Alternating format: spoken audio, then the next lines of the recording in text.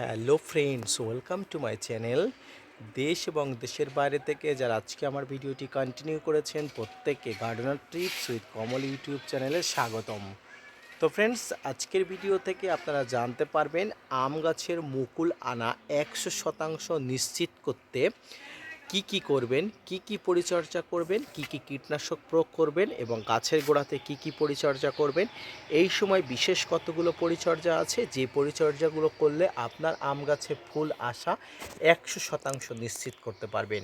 তো সম্পূর্ণ ভিডিও নিয়ে থাকছি, আমি আপনাদের সঙ্গে আলোচনা করব। ভিডিওটি না স্কিপ করে কন্টিনিউ করবেন, তাহলে ছাদ বাগানে আম গাছের ফুল আসা সংক্রান্ত সম্পূর্ণ তথ্য আপনারা বিস্তারিতভাবে বুঝতে পারছেন। আপনারা দেখছেন আপনাদের প্রিয় YouTube channel gardener TRIPS with Kamal. Friends, গাছে ফুল এবং ফল আনার জন্য গাছে জল এবং খাবার কমিয়ে দিতে হবে।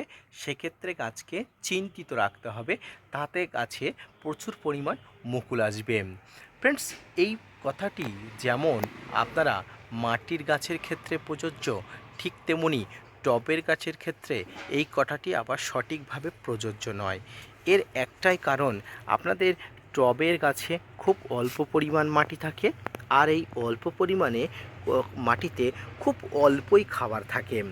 তাই এই মুহূর্তে আপনারা টবের গাছের মাটিতে খুব ভারী খাবার দেবেন এটুকু বলবো না, পাশাপাশি আপনারা এই মাটিতে নাইট্রোজেন ঘটিত কোনো খাবার একদমই দেবেন না, একদম কমিয়ে দিতে হবে। বাড়াতে হবে পটাশিয়ামজনিত সারের ব্যবহার। ফ্রেন্ডস, এই সময় দিতে হবে এসওপি বা সালফেট অফ পটাশ, যেটি থাকে এনপিকে 0050-এর মধ্যে। কত পরিমাণ দেবেন? 12 ইঞ্চি টবের মধ্যে প্রয়োগ করতে হবে মাত্র 1 চামচ, যেটি 2 থেকে 3 বার আপনার গাছে পর্যাপ্ত পরিমাণ দিতে হবে। পটাশিয়াম গাছের গুরুত্বপূর্ণ নিউট্রিয়েন্ট, এটির অভাবে গাছের অনেক ক্ষতি হয়ে যায়। এটির কম কারণে গাছের পাতা পুড়ে যায়। পটাশিয়াম একটি মোবাইল নিউট্রিয়েন্ট, এটি পুরনো পাতা থেকে সবসময় নতুন পাতায় চলে যায়। তাই পটাশিয়ামের অভাব ফুটে ওঠে গাছের পুরনো পাতাতে। সেক্ষেত্রে গাছের পাতা পুড়ে যাওয়ার একটা প্রবণতা থাকেন। মাটিতে থাকা পটাশিয়াম থাকে অবশ্যই, কিন্তু সেক্ষেত্রে টবের মাটিতে অল্প পরিমাণ জায়গাতে যে পরিমাণ পটাশিয়াম থাকে, সেই পটাশিয়াম জলের মাধ্যমে বাহিত হয়ে বাইরে বেরিয়ে যায়। সেই জন্য গাছের নতুন পাতা থেকে পুরনো পাতাতে পটাশিয়ামের একটা প্রভাব বা পটাশিয়ামের একটা অভাব আপনারা দেখতে পায়। ফুল ফল আনার জন্য এই পটাশিয়াম অত্যন্ত জরুরি। এই সময় কিছু গাছে তরল সার দেওয়া প্রয়োজন। এই তরল সারের মধ্যে এনপিকে 19-19-19 বা 20-20-20 1 চামচ, সঙ্গে ম্যাগনেসিয়াম সালফেট মিশিয়ে গাছের গোড়াতে আপনারা দিতে পারেন 15 দিন বাদে বাদে। পাতাতেও এই সময় দিতে পারেন। যে কোনো গাছে ফুল ফল আসতে ক্যালসিয়াম, ম্যাগনেসিয়াম এবং পটাশিয়াম অত্যন্ত দরকারি। ফ্রেন্ডস, আমার চ্যানেলে একটি ভিডিও আছে, যেটি হলো 3 সিরাম পদ্ধতিতে গাছের ফুল ফল বৃদ্ধি, অর্থাৎ ক্যালসিয়াম, পটাশিয়াম, ম্যাগনেসিয়াম। এই ভিডিওটি যদি আপনারা না দেখে থাকেন, অবশ্যই ভিডিওর প্লেলিস্ট চেক করবেন, দেখবেন আপনারা অবশ্যই পেয়ে যাবেন। ফ্রেন্ডস, গাছের মুকুল ও আমের মুকুলগুলি অত্যন্ত দুর্বল হয় এবং এই সময় মুকুল আসলে সেই মুকুলগুলো কালো হয়ে যায় এবং ঝরে পড়ে। এই সমস্যা এড়াতে গাছে প্রচুর পরিমাণ ক্যালসিয়াম দিতে হবে। ফ্রেন্ডস, ক্যালসিয়াম নাইট্রেট গাছে 2 থেকে 3 বার দিলে আপনার গাছের এই মুকুল ঝরে পড়া, মুকুল কালো হয়ে যাওয়া আপনারা অবশ্যই দূর করতে পারবেন। এই ক্যালসিয়াম অভাবে গাছের এই যে মুকুলগুলো ঝরে পড়ে, গাছের মুকুলগুলো পুড়ে যায়, এই অভাব যাতে দূর না হয়, এই সমস্যা যাতে না পড়েন, সেই জন্য আপনারা এই ক্যালসিয়াম নাইট্রেট গাছে দিতে পারেন। আপনাদের কাছে যদি ক্যালসিয়াম নাইট্রেট না থাকেন, তাহলে আপনারা বোন ডাস্ট দিতে পারেন, এটি ভালো কাজ করে।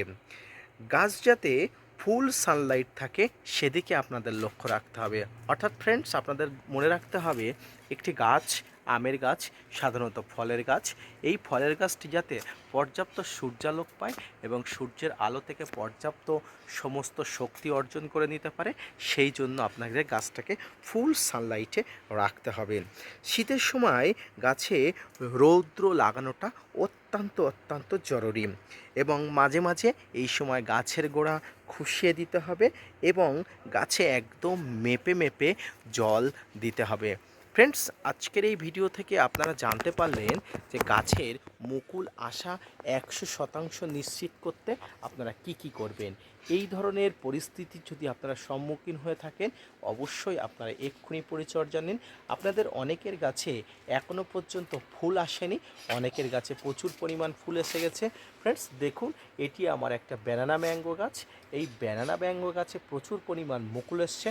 পাশাপাশি এই গাছের এই মুহূর্তে পরিচর্যা প্রয়োজন এবং এই মুহূর্তে আপনারা যদি একটি কীটনাশক দিতে পারেন, সেটি জৈব হোক রাসায়নিক হোক, তবে গাছে সবসময় জৈব কীটনাশক দেওয়া ভালো। সেক্ষেত্রে আপনারা বাড়িতে হলুদ গোলা জল দিতে পারেন, সেক্ষেত্রে ফাঙ্গিসাইড এবং কীটনাশকের কাজ করবে। এবং কীটনাশক দিতে চাইলে আপনার জৈবিক কীটনাশক কাকা দিতে পারেন, যেটি পেস্টিসাইড ফাঙ্গিসাইড উভয়ে কাজ করে। গাছে মুকুল প্রস্ফুটিত হবার আগে আপনারা গাছে এই মুহূর্তে একবার ফাঙ্গিসাইড স্প্রে করে দেবেন। ফাঙ্গিসাইডের মধ্যে সাব, ম্যানসাপ, ব্যাবিস্টিন, M44, রেডোমিন গোল্ড এবং কীটনাশকের মধ্যে আপনারা ডাইমার্টের 30% কম্পোজিশনে রোগো প্লাস, টাপগড়, আপনারা আলফামেট্রিন ইসি ইত্যাদি কম্পোজিশনে দিতে পারেন। আপনারা যে কোনো ধরনের কম্পোজিশনে আপনারা দিতে পারেন এবং এই মুহূর্তে আপনাদের গাছের সমস্ত পরিচর্যা খুব ভালোভাবে করতে হবে। ফ্রেন্ডস, এই সমস্ত পরিচর্যা করতে হবে শুধুমাত্র ফুল ফোটার আগে পর্যন্ত। গাছে মুকুল এসে গেলে আপনারা কোনোভাবেই কোনো কীটনাশক ফাঙ্গিসাইড স্প্রে করবেন না। তার পরাগ সংযোগকারী যে পোকা আছে, পতঙ্গ আছে, সেগুলো কিন্তু অবশ্যই গাছ থেকে দূরে যাবে এবং আপনার গাছের থেকে প্রচুর পরিমাণ মুকুল থেকে ফল আসবে না। সামগ্রিকভাবে এই পদ্ধতিতে আপনার আম গাছকে যদি পরিচর্যা করেন, অবশ্যই খুব ভালো কাজ পাবেন এবং পাশাপাশি আপনার আম গাছ থেকে প্রচুর পরিমাণ ফলন পাবেন। ফ্রেন্ডস, আম গাছের পরিচর্যা সম্পর্কিত আরও তথ্য জানতে চাইলে আজকের ভিডিওটি অবশ্যই দেখবেন এবং অবশ্যই কোনো তথ্য জানতে চাইলে কমেন্টস বক্সে কমেন্টস করবেন। আপনাদের সমস্ত প্রশ্নের উত্তর দিতে আমি বদ্ধপরিকর। ধন্যবাদ।